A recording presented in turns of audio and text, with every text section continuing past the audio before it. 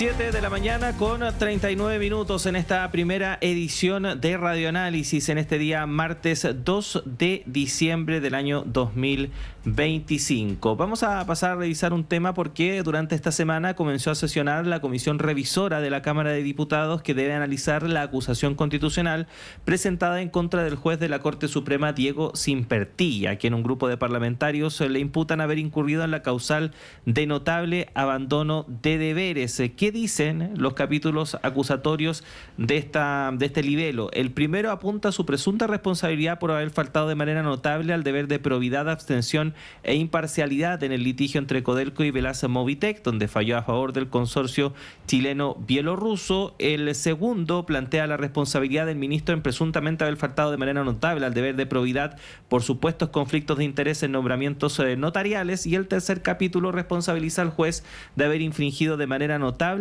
el deber de abstención, imparcialidad y probidad en el caso Fundamenta. Bueno, vamos a profundizar en este tema con nuestro siguiente invitado, el abogado constitucionalista y académico de la Universidad Diego Portales, el profesor Javier Couso, a quien le damos la bienvenida. Abogado, ¿cómo le va? Buenos días, gracias por estar nuevamente con nosotros. Buenos días, Claudio. Buenos días, Constanza. Muy buen día. Profesor, ¿qué podemos decir respecto de este nuevo caso? ¿Qué características tienen que lo hacen especial respecto de otros que hemos conocido en el último tiempo? A ver, bueno, Claudio, hay que tomarle el peso al hecho de que esta es la cuarta acusación constitucional contra un alto magistrado de justicia en aproximadamente un año. Denota que la crisis judicial que experimentamos es probablemente la peor de la historia de la Corte Suprema. Una institución que tiene 200 años. Solo en la dictadura de Ibáñez, allá por el año 27, la Corte vivió una crisis de esta envergadura, aunque en este caso ha sido de factura propia, o sea, no fue como ocurrió el año 27 en que la dictadura de Ibáñez se inauguró con la captura, la orden de detención de varios ministros de la Corte Suprema. En el caso que nos ocupa, lo que tiene de particular lo de Diego Simpertilla es que se le acusa de haber socializado estrechamente con el abogado de una de las partes en dos casos que dio, algo que él no ha negado. El juez lo único que ha planteado es que él se pagó los pasajes de uno de los cruceros y ha guardado un riguroso silencio respecto del otro crucero y el hecho de que lo hizo en compañía de su señora, el abogado de una de las partes de dos casos que él vio y su mujer. Adicionalmente, en el segundo capítulo del libelo acusatorio, el juez Simpertilla es acusado de no haberse inhabilitado como ministro visitador, que es un rol de evaluación en algún sentido de la Corte de Apelaciones, que designó a su hijastro como notario. Otro elemento que plantea más bien una falta de la probidad consistente en violar el deber de evitar conflictos de intereses. Entonces, estamos ante una situación que diría yo es bastante grave en el sentido de que el deber de imparcialidad, la independencia respecto de las partes y sus abogados es consustancial a la labor del juez desde tiempos inmemoriales. Abogado, estamos hablando para que nuestros auditores y auditoras sepan también que de aprobarse más bien la acusación constitucional significaría la destitución de Simpertilla y también quedaría con la prohibición de ejercer cargos públicos por 5 años. La Corte Suprema también ya había iniciado un sumario en contra del juez. Y respecto a lo que usted estaba planteando, ayer en la comisión revisora de la acusación constitucional dijo: llama la atención que el ministro Simpertilla no haya negado la existencia de un crucero. Tampoco negó, por ejemplo, el tema de los nombramientos notariales. ¿Qué ve detrás de que no se haya negado esta información o estas acusaciones de parte del juez? Atendida la conmoción pública, que insisto, genera el hecho de que llevemos más de un año con una crisis al interior del más alto tribunal de la República, la Corte Suprema. A mí me parece francamente impresionante que el juez no haya, desmentido el hecho de que planificó y ejecutó estos dos cruceros con el abogado de una de las partes donde tuvo un rol decisivo el juez, lo que es un atentado, insisto, a la propia misión de quien ejerce jurisdicción. Tratemos de tomarle el peso a esto. La imparcialidad de un juez se parece mucho, guardando las proporciones, a la imparcialidad de un árbitro en la final de un mundial. Usted comprenderá que todo el sentido de presentar alegaciones con sesudas argumentaciones jurídicas por parte de los abogados supone que quien toma la decisión final, o que ya sea un tribunal unipersonal o colegiado, en este caso era un tribunal colegiado, pero el rol fue muy importante del juez, fue el redactor de uno de los fallos decisivos, es algo que básicamente de ocurrir pone en tela de juicio todo el sentido que tiene la judicatura, todo el sentido que tiene que los temas más importantes del país los resuelvan los tribunales de justicia. Entonces, a mí me llamó mucho la atención que planteada esta acusación se haya limitado simplemente a decir que se pagó los pasajes y no a desmentir el hecho de que se fue a pasear por 2 semanas, por 10 días, en una oportunidad antes de un caso y luego después del siguiente caso, en 2 cruceros diferentes por Europa, socializando con el abogado de una de las partes, que, insisto, denota una familiaridad, una estrecha amistad que habría hecho obvio inhabilitarse de fallar en esa decisión. Y en el caso del segundo capítulo acusatorio, el hecho de ser ministro visitador de una Corte de Apelaciones por parte de un ministro de la Corte Suprema involucra un rol de supervisión, de evaluación de cómo lo está haciendo ese tribunal, esa Corte de Apelaciones. No en términos del contenido en sus fallos, hay mecanismos procesales en virtud de los cuales se puede apelar, sino más bien lo que es la organización interna, el funcionamiento, los retrasos, por ejemplo. Y en ese contexto, por supuesto que existe un conflicto de intereses cuando el hijastro de quien realiza esa labor inspectiva de supervisión es designado por esa Corte de Apelaciones como notario.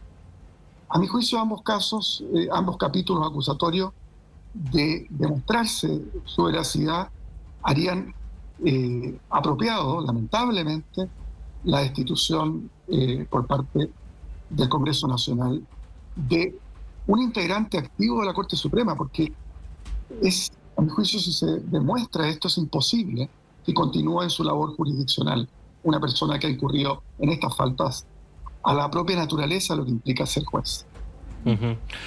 Profesor, cuando se destapa el caso Hermosilla, estaba esa sensación en el ambiente, ¿no?, de que estábamos en presencia de un síntoma, ¿no?, de una enfermedad que era mucho mayor.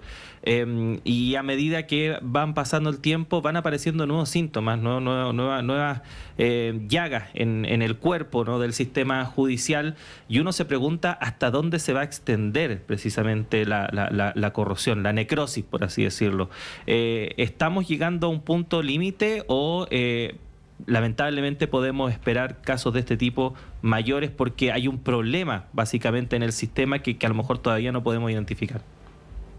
A ver, es importante en este contexto poner en perspectiva la realidad de la judicatura chilena. Hay aproximadamente 1.500 jueces en todo el país y 21 integrantes de la Corte Suprema. Obviamente que el 99% de esos 1.500 jueces no hay ningún motivo para dudar respecto de su integridad y su probidad. Pero basta un 1% de 1.500 para que tengamos una situación que obviamente tiende un manto de dudas sobre el accionar de todo el resto. Esto es lo más complejo que tiene esta situación. Y el hecho de que esté radicado últimamente, particularmente en los tribunales superiores, hemos tenido jueces de la Corte Suprema involucrados en este tipo de casos y la Corte de Apelaciones de Santiago.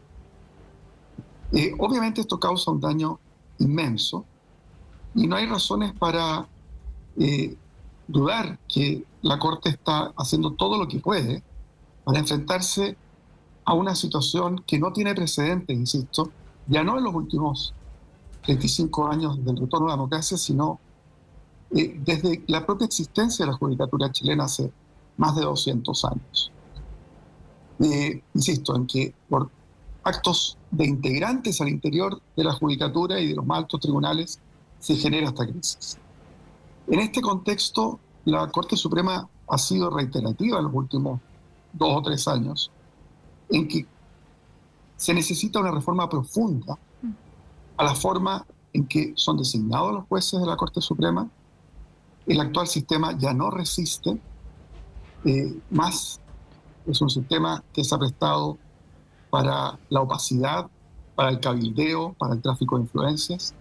Por otro lado, que la Corte Suprema esté distraída de las Cortes de Apelaciones, el nombramiento de notarios conservadores solo ha propiciado que se distraiga de sus funciones centrales, en el caso de la Corte Suprema como Tribunal de Casación, en el caso de las Cortes de Apelaciones como Cortes de Apelaciones, como indica su nombre, y también un rol crucial en el recurso llamado recurso de protección y de amparo.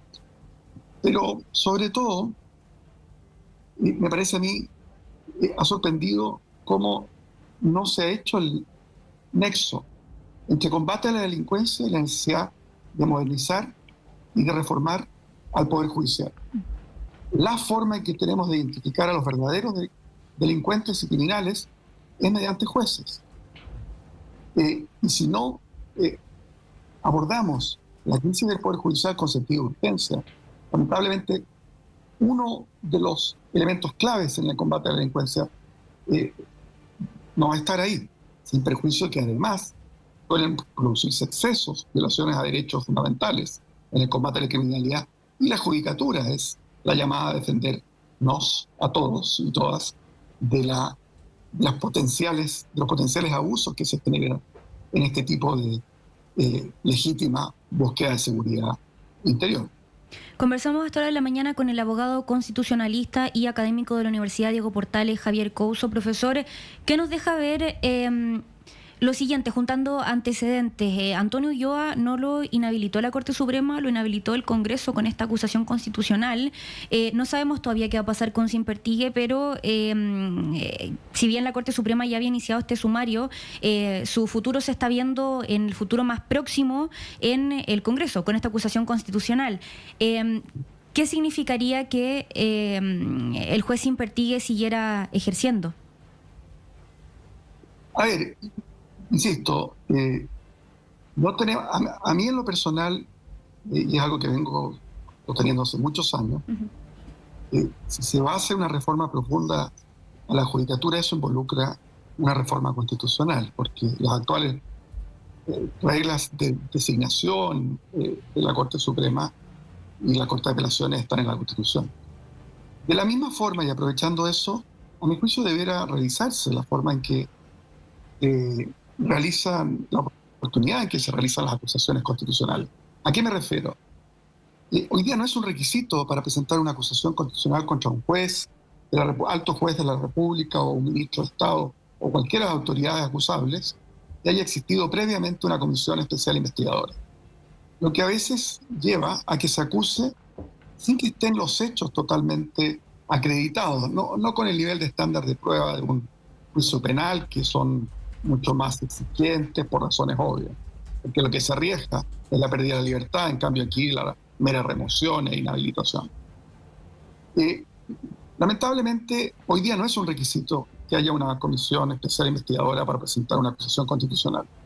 Por lo tanto, no se han investigado en detalle los hechos, y eso explica la demora de la Corte Suprema en su sumario, es por decirlo así, más lento que una acusación constitucional. Dicho esto, en el caso del juez Simpertigue, lo que tenemos es una acusación plausible y el silencio del juez ante esta acusación. No ha desmentido ni el hecho de que viajó con el abogado de una de las partes en 2 casos donde él tuvo un rol decisivo, ni tampoco el hecho de que era ministro visitador cuando ese ente, la Corte de Apelaciones, designaba a su hijastro como notario. Entonces, me parece a mí que, en cierto sentido, en este caso, esa falta de un desmentido rápido que le habría hecho mucho bien al prestigio de la judicatura en el peor momento de su historia. Lamentablemente no ocurrió y parece sugerir que él está reconociendo haber hecho estos 2 cruceros con el abogado de una de las partes en 2 casos en que él tuvo participación como juez, y el hecho de que no se inhabilitó de ejercer el rol de ministro visitador de la Corte de Apelaciones que nombró a su hijastro como notario. Entonces, me parece a mí que en este caso es más bien un problema va a debatirse la significación jurídica de esto más allá que los hechos, porque no han sido desmentidos por el propio afectado que ha tenido oportunidad de hacerlo. Estamos conversando con el abogado constitucionalista académico de la Universidad Diego Portales, Javier Couso, quien precisamente estuvo durante estas primeras sesiones de esta acusación constitucional presentada contra el juez Simpertigue. Recordemos, una acusación constitucional presentada por un grupo de parlamentarios de la Cámara de Diputados, particularmente la encabezan los diputados socialistas Daniel Manucheri y Daniela Chicardini. Son 3 capítulos acusatorios que tendrán que ser revisados entonces por esta comisión, y posteriormente esta acusación, como las anteriores que hemos visto en torno a otros temas similares, se tendrá que revisar primero en la Cámara de Diputados y posteriormente el Senado tendrá que actuar como juez en este caso. Abogado, hay un tema también a propósito de cómo se han ido destapando este tipo de situaciones, y que hablan precisamente de algo que usted hablaba, ¿no?, respecto de falencias que actualmente tiene nuestro sistema judicial, que abran la puerta para este tipo de cabildeos, de tráfico de influencias, etcétera, etcétera. Y esta pregunta se la hacía también a otros abogados académicos anteriormente respecto de qué pasa con la formación precisamente de nuestros abogados y abogadas. ¿Hay falencias en términos de materias relacionadas con la ética? ¿Cuál es el rol que debe jugar, por ejemplo, el Colegio de Abogados también en este tipo de situaciones que si bien por las características que tiene el sistema de colegios no pueden ir mucho más allá en cuanto a las sanciones, pero en términos de declaraciones da la sensación de que han actuado de manera un poco pasiva en torno a todos estos casos? ¿Cómo lo ve usted? Es muy buena la pregunta, porque desde hace aproximadamente 40 años la profesión jurídica se masificó en Chile. Había un grupo muy pequeño de facultades de Derecho, y tenemos más de 60. Está multiplicado por cerca de 5 veces, 6 veces la cantidad de abogados y abogadas que tiene el país. Al mismo tiempo que nuestro colegio de abogados no tiene un rol, no es obligatorio colegiarse, como sí lo es en países como por ejemplo los Estados Unidos o Inglaterra, donde la ética es parte central de lo que controlan esos poderes, que son verdaderos poderes en los colegios de abogados. En Chile son meras asociaciones gremiales, no estar colegiado alguno de ellos es completamente voluntario, y por lo tanto no existe un control de la ética como algo distinto a lo que es el estándar penal, que tiene exigencias probatorias mucho más exigentes que lo que vendría a ser el control de la ética profesional. Esto, lamentablemente, tiene rango constitucional. La imposibilidad de forzar a quienes ejercen la profesión a que estén asociados a un colegio de abogados, como sí, insisto, que no es el caso de países desarrollados, como Inglaterra y otros, donde es obligatorio estar colegiado y donde los colegios de abogados juegan un rol central en la fiscalización de la labor de sus colegiados en términos éticos. Yo creo que es otro tema, como se puede advertir, tanto la composición, designación y rol de la Corte Suprema, como la forma, a mi juicio, imperfecta en que está diseñada la acusación constitucional y la colegiatura obligatoria son 3 materias que requerirían cambio de forma a la Constitución. Entonces, tenemos ahí, es evidente que va a haber que abordar estos temas con un gran acuerdo político, porque sin un gran acuerdo político no es posible reformar la Constitución.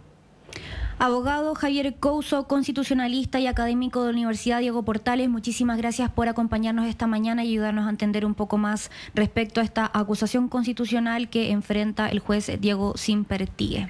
Que tenga buen día. Buenos días a ustedes, muchas gracias. Muchas gracias. Ahí estaba entonces conversando con nosotros el profesor Javier Couso, como tantas veces acá en la radio, siempre ayudándonos a entender estos temas tan obviamente preocupantes. Son las 7 de la mañana con 58 minutos. Vamos a hacer una pausa en esta primera edición de Radio Análisis, pero siga junto a nosotros y nosotras. En breve llega Patricio López, quien va a estar encabezando el programa de aquí en adelante. Hay muchos temas todavía que revisar. Se viene también el panel de conversación en unos minutos más, que va a estar bastante interesante. Así que la invitación es a que siga en la sintonía de la Radio Universidad de Chile, la red de radios que piensan y el canal de televisión UChile TV. Connie, nosotros nos reencontramos mañana miércoles. Nos reencontramos mañana, que tengan buen día.